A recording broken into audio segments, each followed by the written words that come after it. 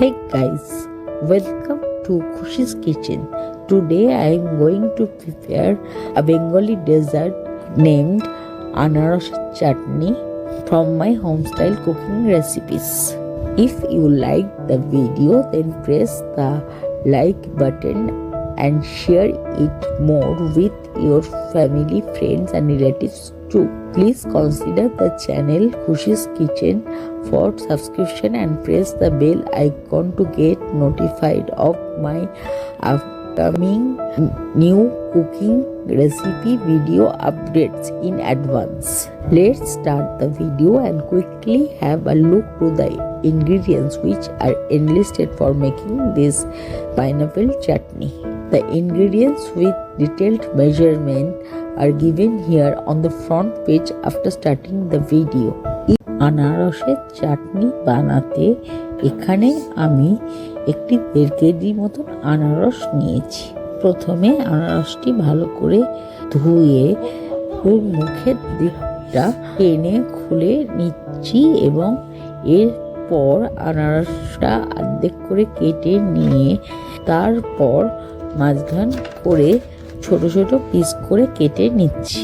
এবারে একটি গ্রেটারের সাহায্যে আনারসগুলিকে গ্রেট করে নিচ্ছি। দেখুন ঠিক এইভাবে গ্রেট করতে করতে যখন মিডিল পোর্শনটা আসছে তখন আনারসের মিডিল পোর্শনটা দেখুন এইভাবে বাদ দিয়ে নিচ্ছি। যখন সমস্ত আনারসটা গ্রেট করা হয়ে গেল এবং বেশ কিছু আনারসের কুচিও করে রাখছি একটি থালায়। এবারে সমস্ত আনারসগুলিকে একটি কড়ার মধ্যে অ্যাড করে দিচ্ছি এবং ওর সঙ্গে অল্প জল এবং বিট নুন একটু অ্যাড করে দিচ্ছি। যখন আনারসটা মোটামুটি 70% মতো সেদ্ধ হয়ে গেছে তখন ওর মধ্যে প্রথমে কাজু এবং পরে কিশমিশ অ্যাড করে দিচ্ছি।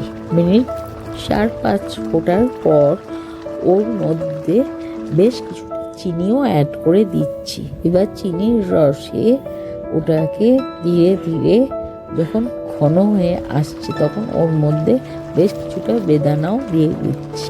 এবারে আরেকটা কড়া নিয়ে গ্যাস ওভেনে বসিয়ে গ্যাসটা জ্বালাচ্ছি এবং সামান্য একটু সাদা তেল, তার সঙ্গে যখন তেলটা গরম হয়ে গেল তখন ওর মধ্যে একটি তেজপাতা, একটি শুকনো লঙ্কা, 5 ফোড়ন এবং আমড়া অ্যাড করছি এবং ভালো করে নেড়ে চেড়ে মিশিয়ে নিচ্ছি। যখন মশলাটা থেকে হালকা তেল বেরাতে শুরু করলো তখন এই ছোকটা আনারসের চাটনিতে ফোড়ন হিসাবে দিয়ে দিচ্ছি এবং বেশ কিছুটা আমড়া গ্রেট করেও আমি ওই চাটনিটার মধ্যে গরম অবস্থায় দিয়ে দিচ্ছি। এবার ভালো করে চাটনিটাকে মিনিট 2 ফুটিয়ে বিট নুন এবং পাতিলেবুর রস দিয়ে নামিয়ে নিচ্ছি।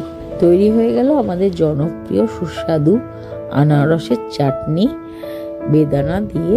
এবারে বেশ কিছুক্ষণ আনারসের চাটনিটা ফ্রিজে রাখছি।